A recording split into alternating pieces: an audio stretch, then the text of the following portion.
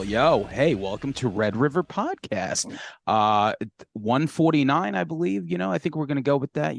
I figured, where do we go after we talk to Moby? I figure let's just get the singer of False Gods back on, you Yes. know. My good friend Yeah, I Mikey guess Stack. that's quite the drop. Not at all. There's a lot of False God fans out there. Since we last spoke, I mean on the show anyway. You moved out to Mississippi, but yeah, like so you've been active with the band 10 times more than if you lived here. What's bringing that on? I mean, I guess it's just a matter of being able to kind of like travel and be able to play all the other states instead of just being kind of trapped in New York with a 9 to 5er. Which I mean, that has its own, like positive aspects to it as well. But I just, it's trying to get out of New York and just try to play abroad, not abroad like fucking in Europe or whatever, but and then in other states is just it's more exciting than just keep them playing, the Amityville music halls and the Shakers and over and over. And I love those places, but it's just it just makes it more fun, and it's easier for me because I this way I don't got to if I'm playing down here in Louisiana, if we're playing here, it's less of a drive because I feel like I'm driving all over this country all the damn time. Yeah, yeah. And I know that you guys like signed to a label recently. Like I feel like, the push on the last record was pretty good. And I feel like, Yeah. you guys are getting bigger shows, and everything seems to be going good. Am I crazy? No, no, everything seems to be going great, man. I mean, we just put out this we did this split with a band from Japan that's coming out. I think it's coming out like the beginning of next month. The single's going to be released like this coming Wednesday, I believe. Uh yeah, I got no complaints, man. I got no complaints with the direction the band's going. It's fun. It's everything I How, wanted in a band. how long is the drive to Japan? If I wanted to drive to Japan, I'd have to rent myself a fucking hovercraft, bro. No, Anyway, Wait, yeah, man. did the whole band move down there? Or no, you just guys are like all split up? yeah. Well, everybody else is in New York, and it's just me by myself down here, like a goddamn idiot. Yeah. But anyway, I love Mike. I'm glad to see him face to face, and we're gonna talk. I feel like I don't know if we timed it correctly, but it was like right off the Oscars. So we want to talk about like our favorite, maybe not favorite. Whichever way you wanted to take it. I think Mike told me he did like underrated female characters Yeah. in horror movies. I tried to dip a little bit into like things that I remember as a kid, how I felt that maybe I wouldn't Hmm. necessarily feel today, but also like some stuff that I've seen in the last 10, 15 years that just kind of blew me away. So it's going to be a mixed bag for me. Um, Yeah, I did something similar to that and tried to give a little love because for years, the Academy, very rarely they give any yeah. love to any horror, you know what I mean? So like trying to think of performances that might have deserved it, or also performances that if that actor didn't play that role, it would have been completely different. You know what I mean? Or Yeah. the film would have been different. Try and like use that criteria. But this Oscars was actually a really good night for genre fans because Jamie Lee finally got her love, and a couple of good things happened. Everything Everywhere All at Once is just, I know it's an easy movie to hate just because, people normally hate shit that wins, but it really was like this fascinating, bizarre movie. Like when you think of a movie that you can make, sure you can make The Whale. The Whale was cool. It's just a story. It's a guy going through shit and like redemption and his relationship with his daughter that he wants. And then you get a movie like Everything Everywhere, which is just like fucking sitting in a room, probably smoking, DMT and doing peyote and trying Yeah, to think of like ways of, presenting this movie. So it's very great that a cool. movie like that won. Yeah, Yeah. Yeah, definitely one of the most unique movies I've ever seen. Yeah, exactly. Even if you don't like it entirely, it's just like this really fucking bizarre movie. When you get stuck with these like Marvel movies or like comic book movies that look like fucking video games, and then someone does something cool like that, you know. So Sure. cool, man. Let's do it. Mike, you're the guest, you know, you're in the house, and we're gonna ask you to start your list, and then from there we'll just go around. Okay, so I'm gonna, like I said, I kind of went with maybe not Oscar-worthy performances in movies. Me neither. So yeah, You know, like Langan is highbrow. Langan is yeah, I highbrow. know, right? Yeah, I didn't Fuck, I realize he feel like was. the I didn't oddball realize now. he was a mole for the Academy. Yeah. Yeah. So top of my list, actually, a guest on your show in the past, and you would have thought that I would have went Friday the 13th Part 2, Oh but I yeah. actually went Amy Steele in April Fool's Day, who I think blew it out of the Oh, park in that. And I was originally going to go Deborah Foreman, and I didn't watch the whole movie. I watched clips because I'm fucking lazy. And Yeah. I was like, you know what? Amy Steele's the better actress in this movie. I'm going to go her. That's a good one. You know, she didn't make yeah. my list. She didn't make my list, but there's something about her.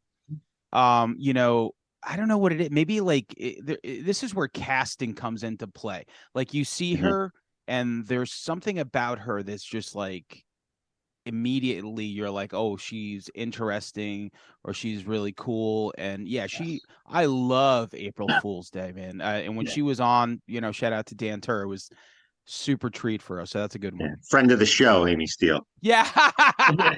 She goes by. Yeah, I know. No, Friend of the it's just court.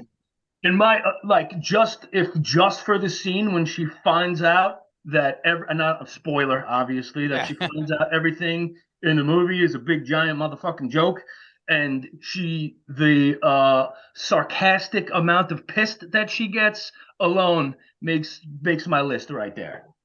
Yeah. I mean, that movie, you know, 10 years later would have been huge, you know, because people were accepting of Oh certain yeah. things. But in Mhm. '86, we were in the middle of like masturbating to like pure violence. Oh yeah. And it's We weren't ready for it. no, we're like, wait a minute, you can't take that back. Yeah. What the So fuck is Biff doing here? yeah. um yeah, and fucking just one of the guys. Yo, what a great cast, right? Like everyone in there, Deborah Form. Oh Yeah. yeah, fucking Clayton Fuck yeah. Roner. Langham, give me one of yours. I got Marilyn Burns from Texas Chainsaw Massacre 1. I think she just did such a great job of, and it probably has something to do with like how horrific the conditions were on the set, but as far as relaying like sheer guttural terror when she's at the dinner table scene, that scene alone, and the scene in the back of the pickup truck where she's like hysterically screaming with like the most frantic look in her eye, those scenes alone like ice her down as like one of the finest performances, I think, you know. I agree. So it's true, and definitely probably the fact that, you know, it's like early '70s, and you look at Toby Hooper, and you're like, is this guy like for real? Like, is he like a serious, like, you know, like you have no Yeah, idea everything that they're making you do, and like just probably them going berserk. there's something And, still dangerous to that. Like I always had a creepy feeling when I put it in the VCR player as a young kid, and I still can like tap that in like resourcefully. Like sometimes, like this movie's still fucked up, and she just encapsulates that. And that's she right. has to Hey, put, and she puts up with Franklin. hey, Bry, Yeah. you stole my number 9. Oh shit, my bad. Perfect. But all right, so then if that's your number 9, then I'll do mine. So you, go ahead, just expand on that, Mike. Yeah, Sure. no, I totally agree. It's like she's not even fucking acting in the movie. You know what I mean? Yeah. Like Yeah. she is really trapped by a cannibal family, about to be fucking hammer smashed by a crazy thought dead grandfather. Yeah, that fucking hammer scene. Yeah, Yeah. Yeah. when you really think about like the peak of those movies, the hammer scene with Grandpa, who is just fucking vile, and the Hmm. hitchhiker, Yeah. right? You're just like, wow, like these The is hitchhiker. I'm sorry. Go ahead. No, yeah, as a kid, like renting it, like we knew what was coming because we watched it 100 times, and there was something still so gross about that fucking hitchhiker. I'm like, I don't even like this Yeah. guy's not even an actor. I'm like, he's just some like No. vile human that they picked up, and he's just so gross. And that's when you couldn't just go on an IMDb and see as a kid, like, oh, that's just an act. That's a person. That's not that. You just saw this image and you're like, that guy clearly is like that all the time. You know what I Yeah, mean? And that yeah. that scene and the scene with the door slamming shut, and when he hits that guy with the hammer, and instead of just dying immediately, that he shakes and has Oh, that death Twitter. the Nobody quiver. did that shit. You know what I mean? Yeah. But I digress from Marilyn Burns. But anyway, But yeah, yeah, well, she I rules. want to say I'm glad she ruined it, like 40 plus years later in that movie that came out last year. So, But that wasn't even her, right? Wasn't that somebody oh, else No, that playing was her the girl character? from that was oh, the girl from Mandy. that's right. Okay, Yeah, Playing you're that right. character. It was yeah. supposed to be her, but she passed R.I.P. R.I.P. That's right. recently. R.I.P. I totally just had it in my head.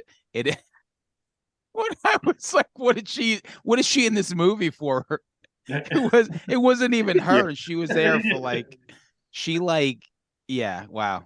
I mean, listen, I still didn't hate the movie. I'll Uh, say that. But all right, so my number 10 is somebody who's a really fucking good actress and did a lot of really cool stuff, but in 2002 she made a movie called May, and it's Angela Bettis. Um mm, this was one of those good movies one. that you always heard mention, like Frailty, funny enough, I think same year. Certain things that would make lists and I never watched. And then one day, I mean, obviously I've seen, these movies by now, but May was one of those. And one day I pulled the trigger on it and I was just like, holy shit, this movie is fucking bananas. Lucky McKee's Yeah. first movie, he went on to do a lot of cool stuff. And just this girl who is kind of like this oddball, like kind of ugly duckling. She had like a lazy eye. And she's just like she just wants to be liked, and you get the Jeremy Sisto that's in Clueless. My foot hurts. Can I go to the nurse guy? And Anna Faris is in this too, and it's a small cast, but it's just pure like mental illness, I guess. Like like someone who's just mentally ill, which is kind of a horrific thing when you think about it. And she just did really good, And by Mhm. the end, Yeah. it reminded me of the movie Pieces for sure. In like 1982, that movie. So Angela Bettis is definitely mine. So Yeah. She's Mike, great. It's done. Yeah. Mike, I haven't seen it in quite some time, but I remember it was killer and she was pretty killer in it. so Mike, your number 9 was Marilyn Burns. So The then number nine was Marilyn Burns. we go back to Langan. Okay. And this is my number 9. Mhm. Okay. I got Mia Farrow from Rosemary's Baby. No. Uh, Always loved her performance. I mean, she's like innocence personified in that movie, and so utterly sympathetic as we watch her go through, being a babe in the woods to this situation where everyone around her is completely duplicitous and against her and in a satanic cabal, and her portrayal when she gets which is a pretty extreme scene for back then when she gets raped by the devil basically in her sleep. I mean, the terror on her face. I thought she was brilliant. Thought she was great. I don't think I've ever seen her really in much of anything else in my life. Like, I never watched a lot of Woody Allen or whatever, so this is pretty much my memory of her performances. Very But it's fantastic. very shrill performance. Yeah, Yeah, But yeah, she's killer. Yeah, yeah. she's great in the movie. Like, yeah, it feels, and another aspect of it, like it feels like she's actually going through that instead of acting. You know what I mean? Hmm. That's a great movie. Yeah, yeah, and even back then, like when you think of like what 1960, right? I think it was something like that. 1968 or 69, Okay, maybe. yeah, it like was back there. Yeah. that's like fucking back then, like that's where the envelope started being pushed, from like Psycho on, and like Mhm. 8 years. Hmm. So okay. I'm not. I can't swear by that date though. I don't know. Like I kind of pulled that out of my ass. I mean, yeah, it's somewhere in the 60s for sure. And how many people could say that they were raped by the devil in a movie? Not many, I think. Sure. Jonah Hill. Joe. Yeah, how many people get to wear that badge? No, was it Jonah Hill? Yeah, Jonah Hill got raped, right? By the devil. And that Yeah. this is the end. Yes. As somebody that did not make my list was the girl who played Jamie Lloyd in Halloween 6. She got raped by Michael Myers. So, but that's kind of on par, but not really. Just shy of my list. So number 9 is like, you ever watch a movie and you just see a character and you just can't take your eyes off of them? This is one of those. It's a newer movie, and it's I think it was directed. Pretty sure it was directed by Trent Haga, who we had on 68 Kill. The actress, her name is Sheila Vand. She went on to like do a lot of cool stuff. She was in a Girl Walks Home Alone. She was in what was that other really good movie? The Rental, directed by Yeah. James Franco's brother, Dave Franco, I think. But in 68 Kill, she's like this like punk rocker, and it's like this. Have you guys watched 68 Kill? Oh yeah. I have yet to see it. Oh, it's really great. good. It's just like it reminds me of like a trauma movie, but just like with a bigger budget. It's like just pure madness. No, I know you definitely texted me like 4 times, like, watch this movie, and I'm like, I swear I will. And here I stand looking like a schlep yet again. Yeah. I promise I'll watch Samurai Cop, Sam. Oh, yeah, because so I feel like Mike would really appreciate it. To derail for a second, Samurai Cop is something that you watch like when you have people over, because even if you miss a plot point, you can continue to watch the movie because it doesn't matter. It's just like visually a stunning thing to just continuously watch. Yeah, I did actually start it, and okay. And I was like, all right, because Stevie's here visiting me, and I was waiting for him to come down because I wanted to watch it with him. So I started it like a week and a half ago, and the first thing I noticed is how sick that fucking van is in the beginning. But I have yet to pick it back up. But yes, it is. Okay. It is a priority. Yeah. So from the first. So for the first few minutes, like, I mean, would you make of it? I mean, it's gonna be pretty good, right? Oh yeah, of course. It's gonna be a laugh riot, but in a good one. Okay, cool. So yeah, Sheila Vand, really good actress. Just really, this was the first thing I saw her in, and she was a terrible human being in this, and she had a very sadistic brother to boot. So since Mike hasn't seen it, I don't want to get too much into it. So that is my number 9. So Mike, give me your next person on the list. Okay, my next person on the list is probably one of the single worst haircuts in horror, and one of the characters, and this is always the sign of a good performance, is that when she comes on the screen, I'm like, this fucking bitch, is Claire Higgins in Hellraiser as Julia. Yeah. Wow. Yeah, good one. Yeah. Worst haircut I've ever seen in a character in a fucking movie. I tell you this, in 87, she was probably in a salon that pumped those out, 100 a day. Yeah. Just made it specifically for Frank. Yeah. Specifically for Uncle Frank. Yeah, she like those movies, sometimes, the effects seem dated, but goddamn, could you still put on Hellraiser 1 and 2, and they are, still super effective, and she's like a big fucking part of that reason. Oh, absolutely, man. She plays the shitty this shitty stepmother, whoever the fuck she is, to the T. Did I say aunt before or whatever? But yeah, awful. Plays an awful person rather well. Very much so. All right, so Langan, give me your next. My number 8 is Ellen Bernstein. I don't know if I'm pronouncing that right, from The Exorcist. Mm-hmm. I always thought I have a lot. When I'm going through these lists, there was a lot of like mothers in horror movies that really I had to give a nod to. And but I thought she just did a great job of this, really capturing like a lot of times in a movie, like a parent or whatever doesn't act like I would think they would if they were faced with some kind of crisis or not. Because if anything happens to your kid, you're fucked in the head.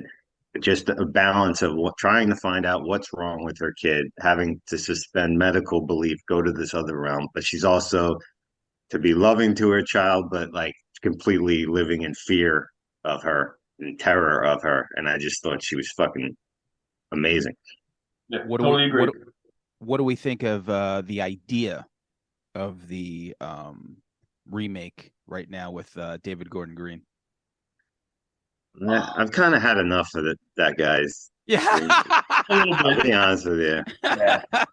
Like you're kind of coming into the genre like you're gonna like take these beloved things over and uplift them somehow, and I've kind of had enough. But I'll still watch. I'll still be watching it. You know. Yeah. What, Yeah. I didn't. what I about you didn't guys? hate. I didn't hate Halloween, the new thing. Halloween Ends and Halloween Kills and everything, but uh, it didn't make me excited for what he's gonna do with this. Yeah. Like, I mean, he basically turned it into a synthwave Mm, Christine remake. You know what I mean? But Yeah. yeah, it. I, Go ahead, Sam. I was going to say you're right when it comes to certain things. Like there's nothing about those movies where I think to myself, oh, this guy's got an eye for horror. I can't wait till he does something next. yeah, Like we're like Eli Roth, as shitty as his movies are. I'm like, okay, this guy knows horror, and maybe one yeah. day he'll make a good movie. Yeah. Thanksgiving. Well, Thanksgiving's finally coming out. I'm hoping for that one, man. I'm really hoping that's the one. But like his Halloween stuff, I did like. I didn't like Ends, but I like the other two were okay. I don't He's think a he great, like great filmmaker. He's a great he filmmaker. didn't butcher he didn't like Rob Zombie Halloween. Like he No. did a capable job, but like did he add anything that I was really excited about overall when I look back on it? I don't know. I'm still going back and watching the old shit, when if I'm gonna revisit that world, you know. Yeah, I agree. All right. So my next one. Listen, where do you go from Sleepaway Camp 1 with a dick reveal? Where do you go from there? You know where you go. You hire Bruce Springsteen's sister to make the next two sequels that are just completely ridiculous, but she did such a good job at just being outrageous and over the top in the character of Angela. So my pick is Pamela Springsteen, revising the fucking role of like it's just amazing. It's like oh Yeah, yeah, I'm gonna be this girl that we all remember with that penis hanging out. sure. And I think they knocked out those movies pretty quick. If I was, it might have been like 88 and 89 direct to video right away. Like I just remember Hmm. watching them, Yeah. and they were. I think 2 was fun, and by 3, I think they really ran out of money. But it's still fun. Like I thought she did a really.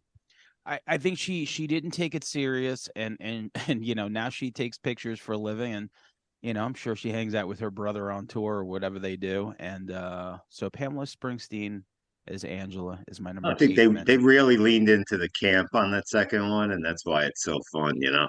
I Don't agree. even more on the third. Like the third was Yeah. almost just ridiculously stupid. But I still, don't it even was just. remember the third one.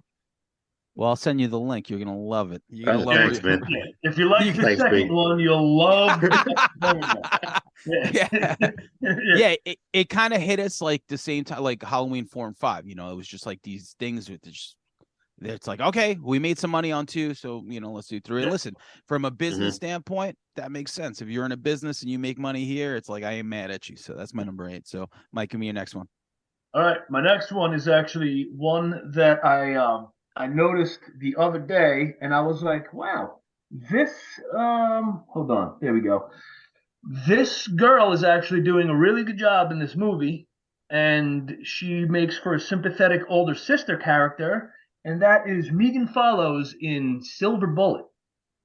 Oh, yeah. Hmm. Yeah, she plays Corey Haim's older sister, and she actually, it seems as if she does like resent and give a shit about her younger brother who is in a wheelchair. So, and when she does find the cans with the dead sheriff, um, she does appear to be very scared. I don't know. I was endeared by the performance when I watched it like a week ago. So I was like, you know what?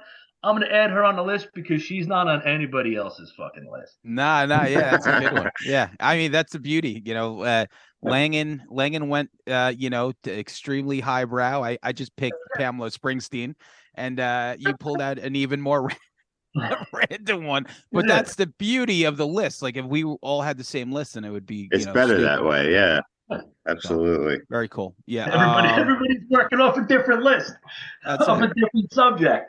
That's Shout out pretty to cool. shout out to Gary Busey on that one. Oh yeah. Langan posted a really cool picture of him yesterday, shooting a gun at a St. Patrick's Day parade or something. Like Oh just like Jesus Christ. Yeah. It's After insane. that accident, man. Yeah. yeah, after that accident for sure. Yeah. Do you guys remember an action movie he made called Bulletproof?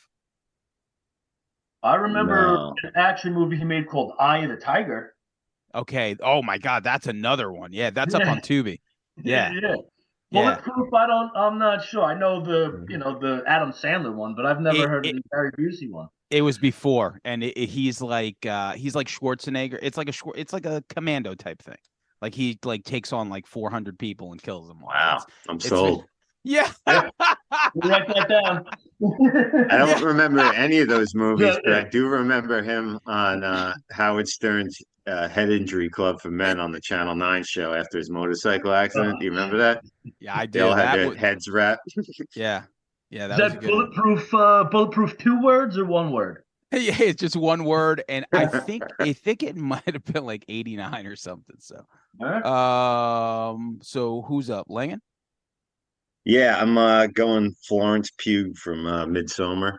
Oh yeah. Uh, No. you know, keep, Shit. I guess Another movie I haven't seen. Sorry, I feel bro. so arty farty now on the list. I wish I went more in the dirt, but yeah, listen, I mean, I Midsummer is a perfect 10 movie for me. It just resonated with me. A lot of people might find it slow or whatever, and I get the criticisms of it, but I thought she just, as someone who, had this horrific trauma, with her family, and from her going completely lost to this and finds this cult who kind of, and it's the whole textbook story of how people get into a cult or something like that when they're at a point in their life when they're kind of lost, and then her embracing this and then like leaning into it and the whole evolution of that character. I just thought I mean, I think she's great in everything she does, but love this.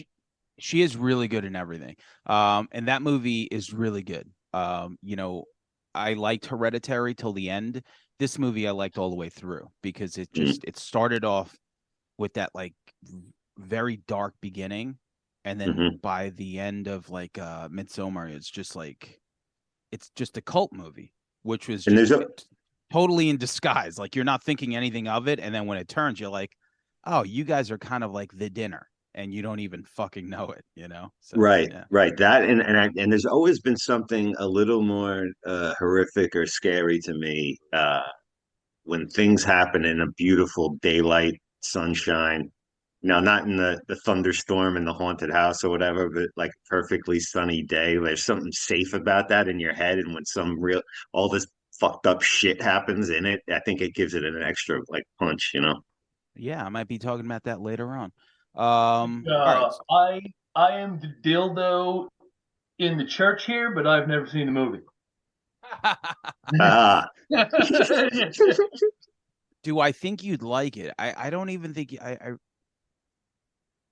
maybe you would. Who me? Yeah, I probably. Yeah. Did you I have every intention on eventually watching.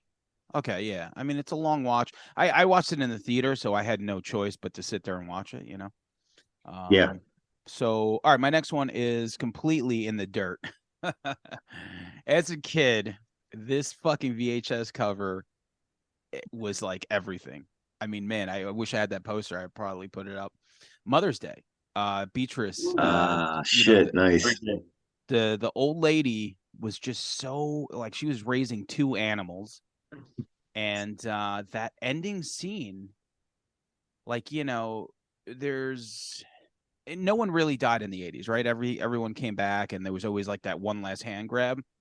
Mhm. This one in particular, just like Pieces with the hand grab, I just remember her jumping from a bush onto the two survivors, and it was in slow motion, and she looked like the Great Cat. Remember that metal guitarist? Of course. Yes. She looked, she looked, she looked fucking. I'm like, I mean, obviously it was a stunt double. I don't think this old lady was catapulted through the air, but there was something, because the ending just stopped there. It was just her about to land on these two survivors, and it's just great. But through the whole movie, she was just, a vile human being, but played in such a,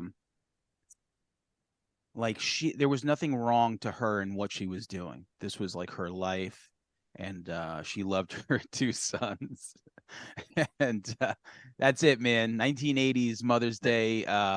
Lloyd Kaufman's brother, I think, did it, right? I forget I believe so. Yeah. yeah. So That's such a fucked up movie. I love that. it is pretty, like, it's still. Yeah, I don't know. I think as you get older, like, rape stuff like that just hits harder. Remember when we watched Gutterball? Oh, yeah. Watch Gutter. I'm like, holy shit! I don't remember this rape scene being literally 30 minutes Yeah. long. Yeah, I'm your like, little brother's gonna love it. yeah. Yo, Stevie was not happy. No, His little brother was like, yo, can we not watch this? And Mike's like, no, now I gotta finish it. That's what I was thinking when we deep dived on the Death Wish too. Like, so, like every movie, like, gotta have a rape scene, like a Yeah, big, long, horrific rape scene. yeah, like long, and you're just like, God damn, like, all right, And I like, get okay, I get it. Yep. it. Let's So, move on. all right, Jeff Goldblum, move on. Big in the 80s, that rape scene. Jesus Christ.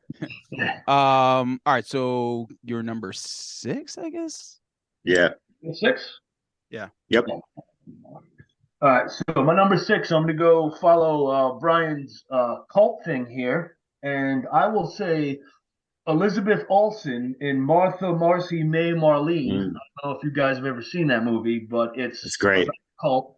She is phenomenal in the movie, and I don't really know if she gets the recognition she deserves. She plays somebody who I guess escapes from a cult run by John Hawkes from Eastbound and Down and everything. He was in what was the Western show on Deadwood he was in and everything, and he plays the cult leader. She escapes, goes to her sister's house, and is just dealing with that trauma, and she fucking kills that role, man.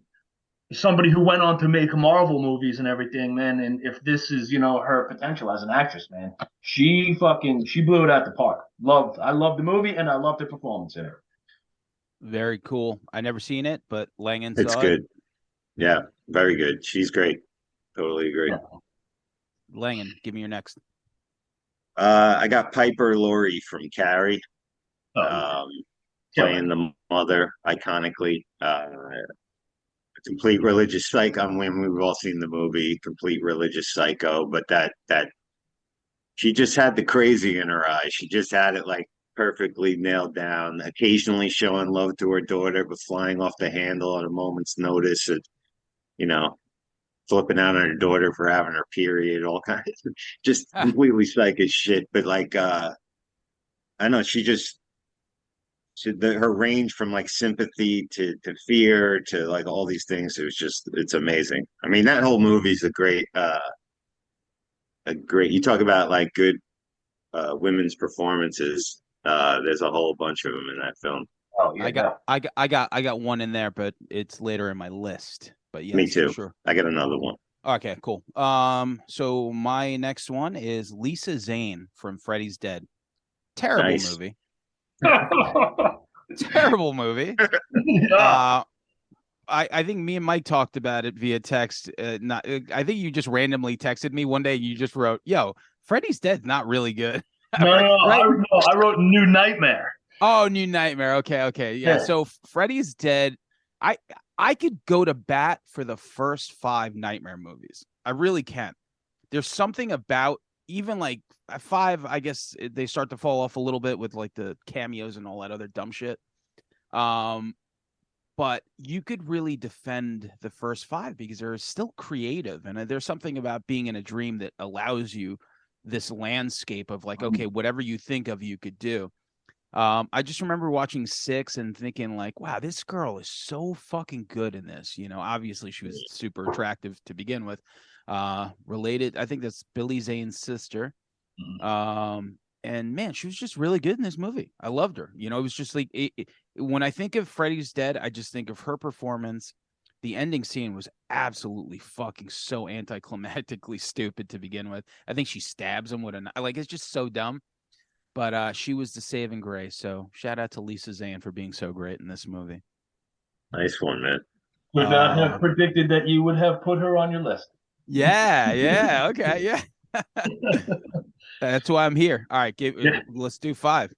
All right, number 5. I'm going to go with Elizabeth Moody, who plays Vera Cosgrove, mother of Lionel Cosgrove in Brain Dead, aka Dead Alive. Yeah. Ooh. Oh yeah, that's a good one. That's almost like my they have very similar to like the Mother's Day mom for sure. Yeah.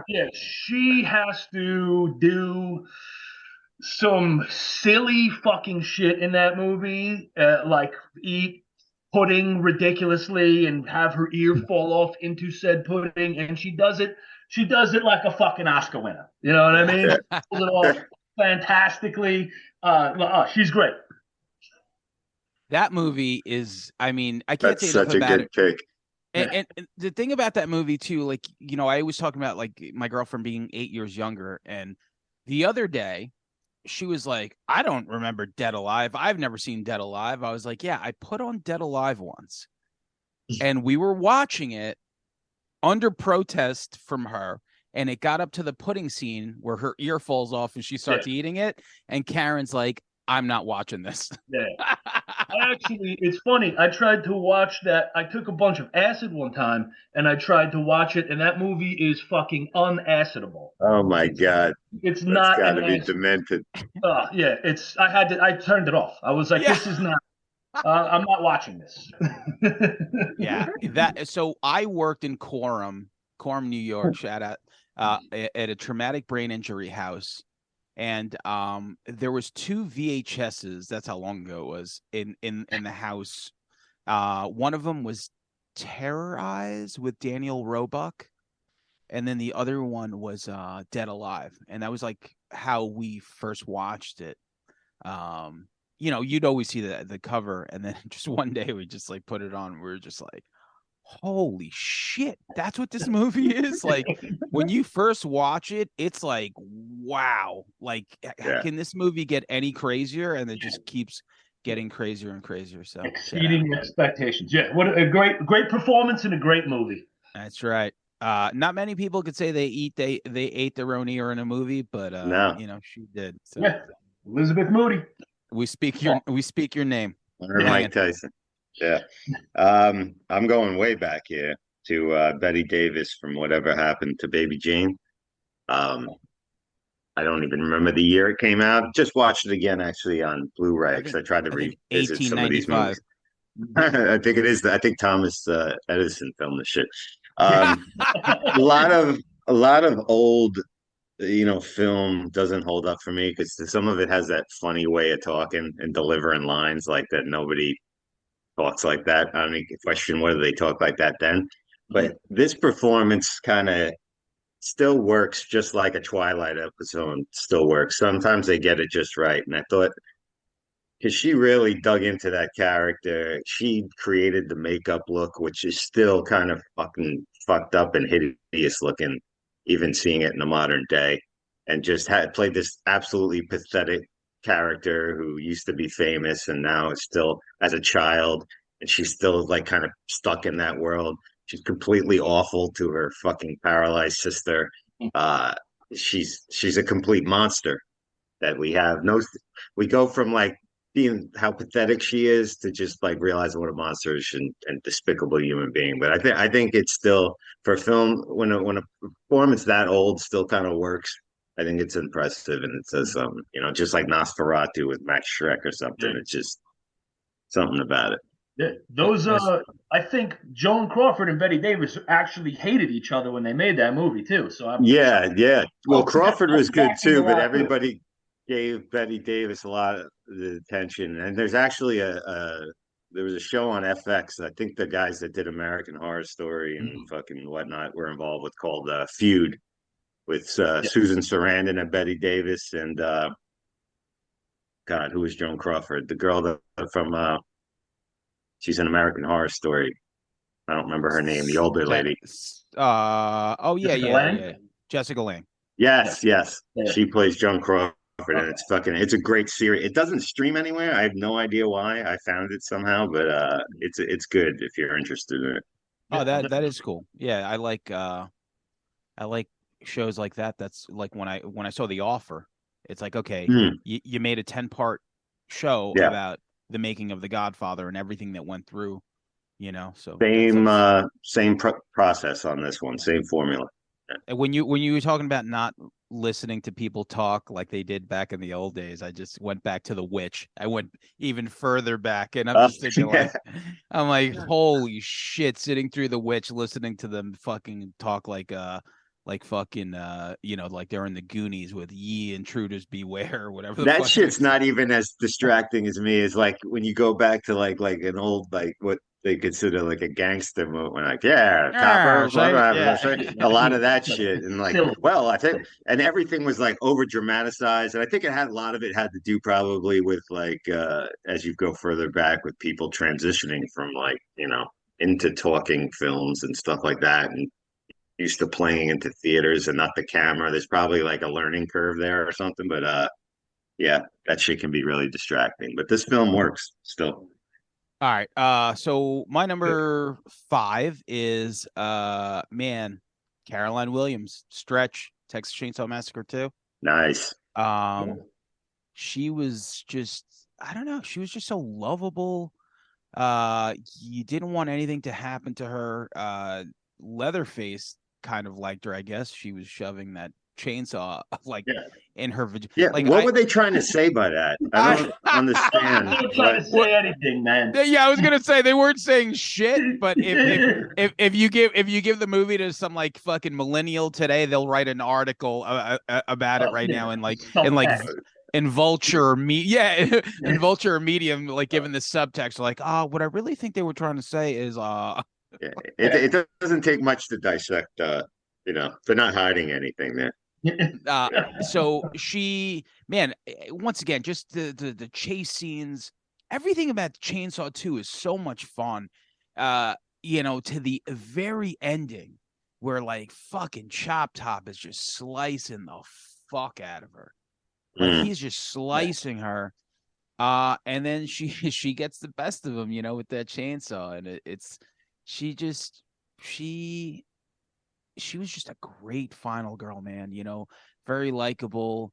Um, you know, uh just I don't know. It's one of those movies, you figure, wow, we're like almost 40 years later. And when I think of that movie, I just think of Stretch. Yeah. She's the one. So and it's funny because I never watched what Leprechaun, to bridge off of St. Patrick's Day yesterday. I never watched Leprechaun 3 till we had Brian Trenchard on the yeah, podcast. me And I neither. never realized she was in it, and she Yeah. played such a like not likable character, and then the plastic surgery death was pretty cool. So all right, Mike, we're up to number 4. Number 4. All right. Number 4 is probably the most annoying wife ever put to celluloid.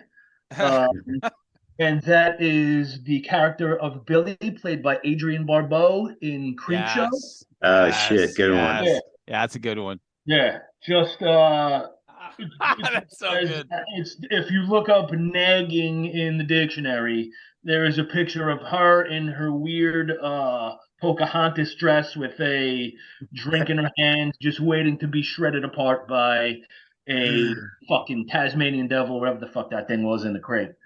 Fluff. I think they called him Fluffy, if I remember Oh, those fluffy, right. yeah. They I don't did, know. yeah. Oh, it's supposed to be an abominable snowman, right? I think that's what it was, 'cause it's from the Arctic. I don't even know. Yeah, I have no idea. But That's my yeah, opinion. only great pick, only to be rivaled as her in Back to School. She was a shitty Oh, wife that's there right. too. Ooh, Oh yeah. keep me horrible. Yeah. But yeah, she's great. I should have put her on for something which I'm sure maybe somebody else will mention her later. But Langan, number 4. Number 4, I got Mia Goth from Pearl. Very Uh, good. Mia Goth is definitely having a time right now. She's like the queen of the genre, and she's always put a solid performances in anything I've seen her in and stuff. But I really think this is a perfect example of if somebody else was playing this character, I don't know if it's the same movie. I think she just really ate that shit up, like such an interesting character. You never seen a character like that in a horror movie.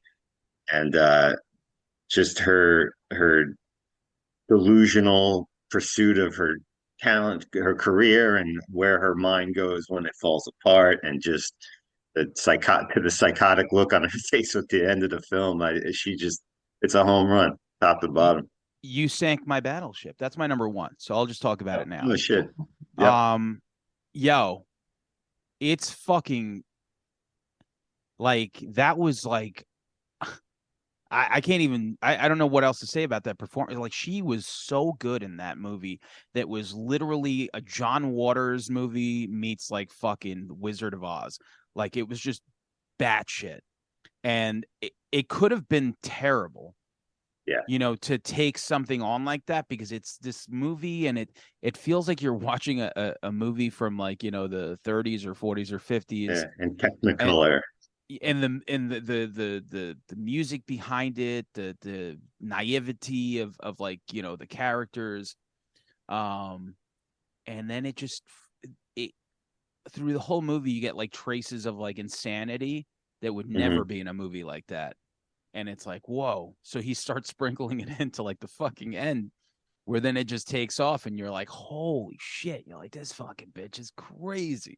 And then she does that huge monologue. And then the end is just her with the, I'm not spoiling anything, but you just get this like close up of her face. Mike, you didn't see that, right? Yet again, I failed to do some homework.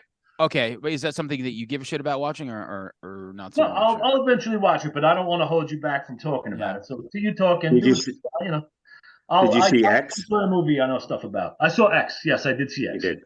Yeah, yeah. Well, I yeah. liked X. I thought it was good. Yeah, I thought it was good too. I thought it was real good. And then this one kind of He was like, great in that movie too. but and so, but I feel like Pearl made me really like X more.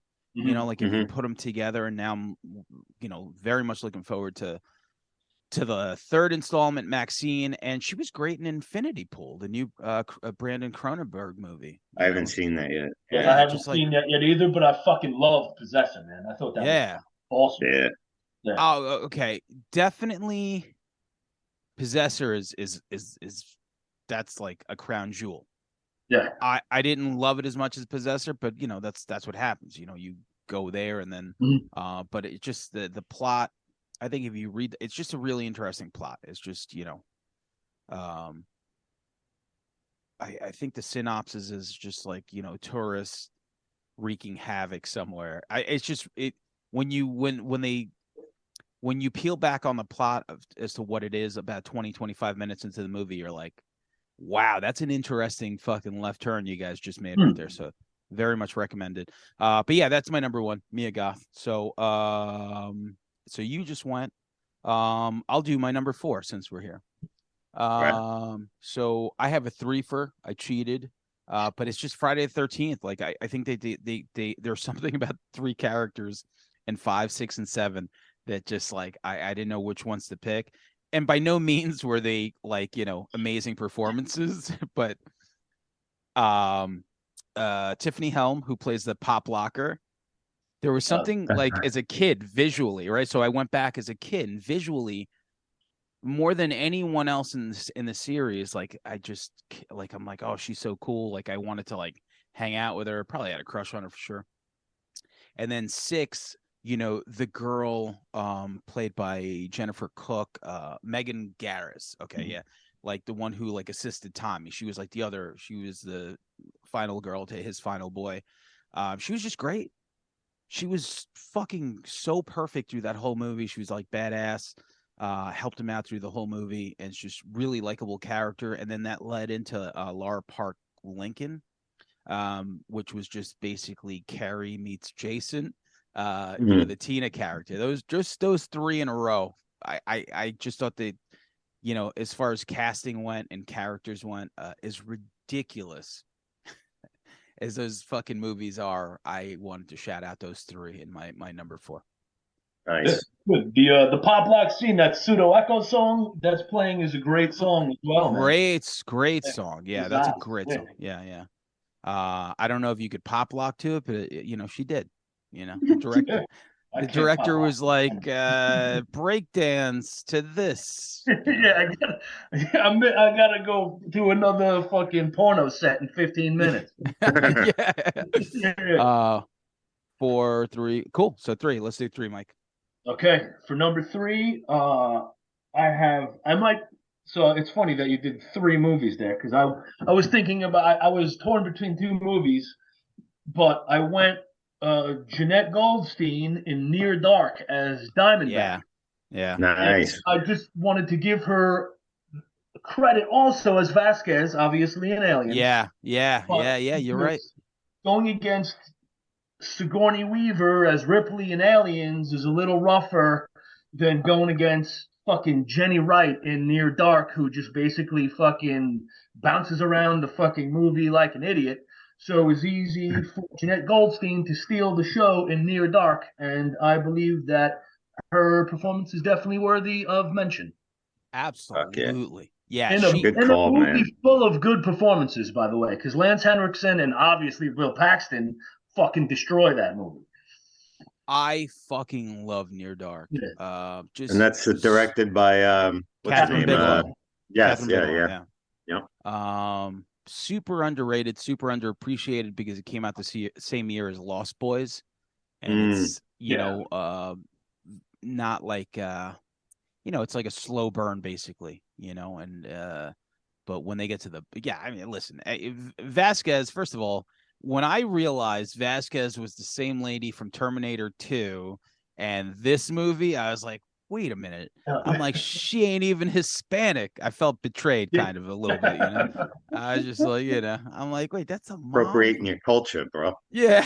The fuck? I guess they couldn't, no one was available to play a Vasquez. So they're like, oh, let's just call this Goldstein girl. Could have went to Home Depot or something. You know what? Sorry. I feel like away from that one. I feel like anyone there, would have knocked it out of the park. Not there's anything wrong with it. So no, of course not. Number 3, Langan. 3, yes. I got Sissy Spacek from Carrie, which I assume is your Carrie entry. It's my number 3. Speaking of, it's my number 3. I mean, she's amazing. Talk about like really exuding the vulnerability and awkwardness of a teenager, like because sometimes you get people in these movies playing teenagers that you can see like they're like, this guy's like 30, seems 30 years old or something like that. But she really just nails that awkwardness then some with all, and how meek she is and her, her tenderness or whatever. And we sympathize with the character, and then we eventually fear her, because it always stood out to me as a kid, like how when she turns all the way, like even attacking, like people that were nice to her, the teacher, everybody's getting that shit from her, just with those crazy looks of her eye. And, it's amazing performance. What do you got? So she, it's one of those things where casting really just delivers. You see her, and she's a great actress, but like physically and visually, you look at her and she looks like that. She got the eyes of Marla Hooch and fucking A League of Their Own, very puppy doggish. And, the lineage too, like I got to say, when I brought up Angela Bettis and May, there's definitely a connection to that. But Carrie holds up. Sure. That movie, that movie holds. Like you rewatch that, you're like, God damn, this is a fucking good, dark fucking movie. That's still, it's just fucking, it's just an evil movie. Yeah. You know, Well, Sissy Spacek in the 70s had a pretty fucking great run. You know what I mean? absolutely. Between Prime Cut with Lee Marvin and Gene Hackman to Badlands with Martin Sheen, which she's fucking great in, which is obviously a huge influence on True Romance. And Hmm. right to the Carrie and everything, like she fucking made some fucking bangers, man. Yeah, she She won a Oscar too, right? In that period for was it Silkwood or some shit? Was she oh in wow. or I don't know. No, something? no, that was Meryl Streep was in Silkwood. Oh, who was in Coal Miner's Daughter? Was she in that? That was Sissy Spacek. Yeah, yeah, yeah. Okay. That was That's Coal okay, yeah, Miner's yeah. Daughter. Okay, yeah. But yeah, listen, we both have her at number 3. I actually got Uh before I made this list. I rented the Blu-ray of it in the library just to see, and man, just I think it helps what? too with the timelessness. Yeah. You What rented a I'm just laughing. I I like the Blu-ray better than watching it on streaming if I can. And De Interesting. Okay. Palma's De Palma's just I think that's why it holds like you got like a master director doing this, you know. Oh It's fuck yeah, dude. Palmer's killer, man. might be his best film to me. I don't know. It's close. I like the Untouchables. I like Yeah. you know Dress to Kill is really good. Yeah, Uh, I I like mean Carlito's Way. I mean, Carlito's Way. I like sure. Carlito's He's Way made too. some I don't heavy know if it's his hitters. best film. oh yeah, you're right. Yeah. But yeah, I mean, you could definitely make that argument that Carrie is, but I mean, he's just great. Yep. I wish his documentary was like a little bit better, like the De Palma one. Yeah, I don't know I what agree. maybe the editing or like the presentation was just kind of like I felt like it I was just wasn't in too. love with it either. Yeah, Yeah, it was. disappointed. Lie or But something. I know what you mean. Yeah, yeah, yeah. yeah, right. Yeah, like there Yeah. was no bells and whistles or so. Yeah. So cool. So 3, 2. Yeah, that's it. We're almost done. Your number 2, Mike. My number two is Mary Sudina, who plays the mute witness. I don't know if you guys have ever seen Mute Witness. It was a movie from the 90s where she plays like a mute. She's on a film set, and then they're making a like a snuff film, but she can't talk, so she gets like trapped in this whole like. What? You've never seen Mute Witness? Wow, I'm I never looking it did up either. right now. Yeah, I don't know. Oh You my might be God! making Now it I up. don't know. I don't. Fuck, man. Yeah, yeah. Look, for real, man. It is an unheralded '90s fucking movie, and the first half is way better than the second half. The first half is one of the most tense, like half hours in a movie I've ever seen. And it turns into like this weird Russian mystery movie. Alec Guinness is in it, plays like the big crime lord guy. If you've never seen Mute Witness, I highly recommend it, and I'm glad I got to recommend it to you guys. Yeah, I'm I'm looking looking it it up. up. I'm looking it up now. It's from 95. Really cool cover. Um, but let me see if it's like streaming anywhere because there's no stream of it. So we're gonna have to we're gonna have to locate it somewhere. Yeah, Would you're I know? gonna Purchase at the library, motherfucker. Yeah, I always. Guarantee it. Oh no, I found it right here. I have a copy. Well, Mute Witness movie 1995 on YouTube. Cool. nice. Yeah, I never heard of Um, that shit. Great. Oh ne- yeah, you guys enjoy, and you'll see why I picked her as my number two. Even though I didn't really put this in any fucking specific order except for my number one. yeah, I I mean, hear you. so all right, same thing. I didn't put it in any specific order except for the top 3. So yeah, my top 3 I would say definitely I believe in. Yeah. But Lang, give me your number 2. Tony Collette from Hereditary. Yeah, Um, you're right. I know you didn't like Hereditary, or I you liked liked it. I till liked the it. end. I didn't. Yeah. I thought it was cool until like the end, and I was just like, and people like, oh my god, she's like walking on the wall. I'm like, that's like okay, so what? Like, yeah, Yeah, but the kid's head, and I'm like, yeah, but the movie's like 2.5 hours long. Like, you just yeah. named 2 things. I'm like, I thought it was good, and she is amazing. She really. I mean, you talk about somebody portraying a character that's in like just complete physical and mental anguish Yeah. and horror, like constantly. It's like throughout the whole film practically. It looks exhausting almost sometimes. And I mean, she's amazing in everything she's in. Whenever if she's in a film and she shows up, I'm like, oh, good. I know, like I'm in good hands. When like she's just a solid fucking worker, you know. But Great act. Not, Great not, act. Knives Out. Knives yeah, Out. every Yeah. Yeah. she could do no wrong, you know. And just it's an endlessly emotional performance, and I think it's a shame she should have got a legit Oscar nod for it for sure for that. But that's my number two. Um, Good cool. call. So my number two, and the last one I have to talk about, is a movie called Excision. Um, Mm, right? That movie was fucking yeah, good one. I pretty did dark. not So see it. Sorry. Anna It's great. Anna Lynn McCord, who also is in the movie 68 Kill. She plays the crazy girlfriend. Like I saw the short to this and I was like, oh, that's interesting. And it's hard to really describe, but it her. So let me just read the synopsis here. It's up on Tubi. An outcast teenager, played by Anna Lynn McCord, practices surgical skills and has weird and increasingly violent psychosexual fantasies. So it's really like this girl just losing her mind and going crazier and crazier. And like I'm watching this movie and it was like one of those times that you watch a movie in a role and you're like, wow, you're like I'm almost affected by this because she's so believable. And I just never forgot that performance. Mm. She really seemed like a crazy person that needed to like, be helped. And the movie's really fucking good, and it's up on Tubi. And she went on to like do some like mainstream stuff like lately. I feel like she's doing like way more lighthearted movies now. But yeah, Excision from 2012, and it's up on Tracy Tubi. Lords was good in that too. Yeah. Tracy Yeah, Lords is in it. Yeah, totally forgot Tracy about Lords. Tracy. Tracy Lords. Yeah, yeah, yeah. she was The Oh, great one, wow. in it. Yeah, the Hope one she's and better than only. she was in the fucking Tommy Knockers.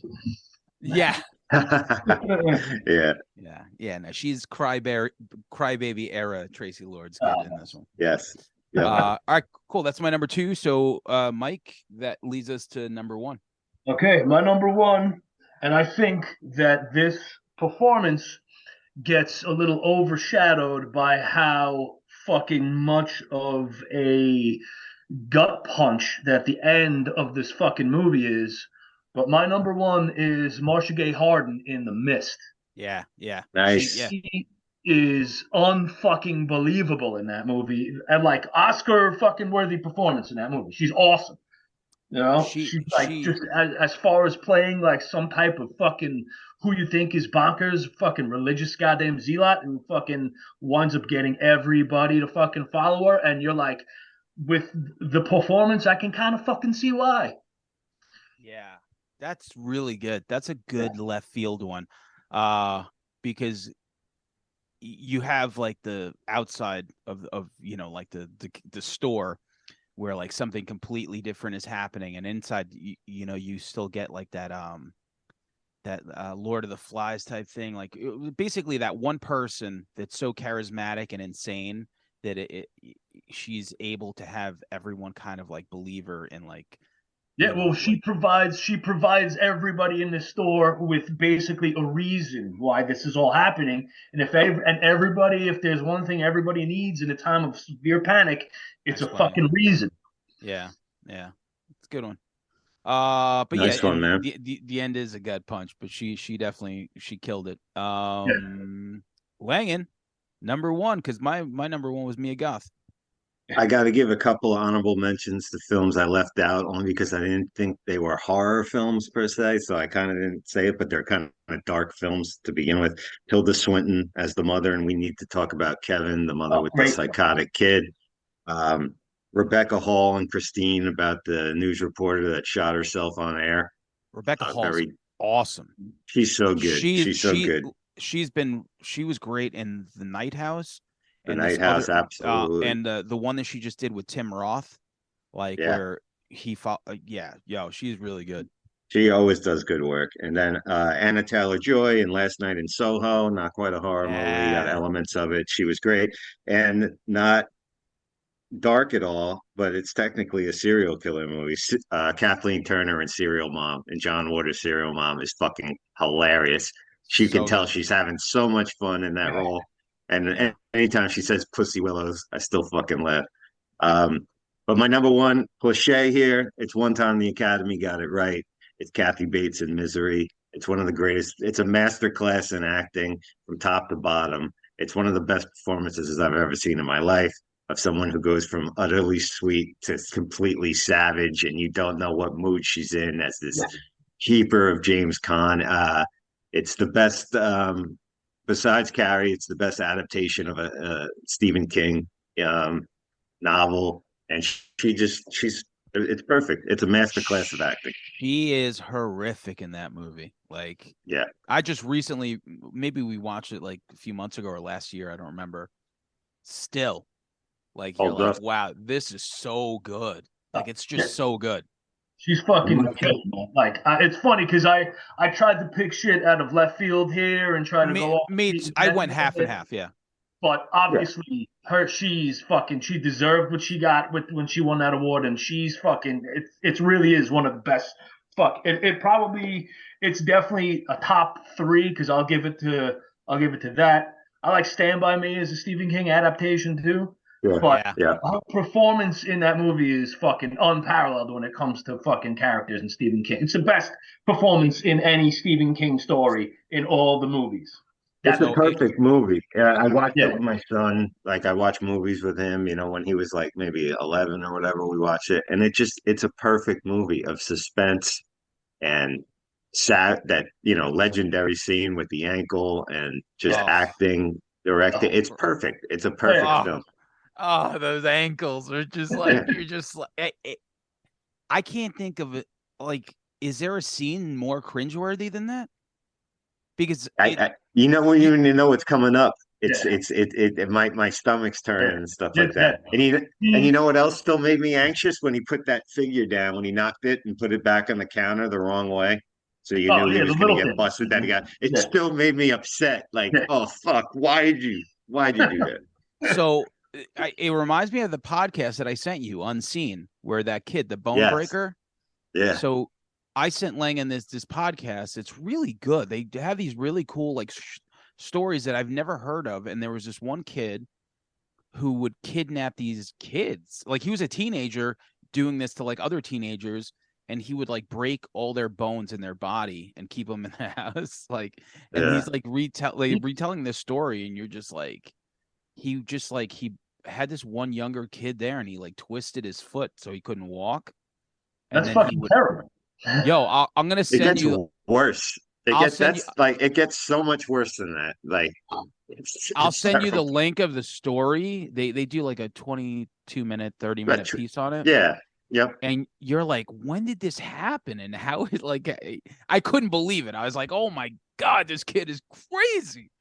If somebody wrote it in the script and gave it to you, you'd be like, come on, there's no way this kid could have got away or anything like that. Like, nobody would do this. I have 4 honorables real quick. Jennifer Connelly in Phenomena. As a kid, I was like, nice. I gravitated towards her. There was something, I was probably her age watching it or whatever.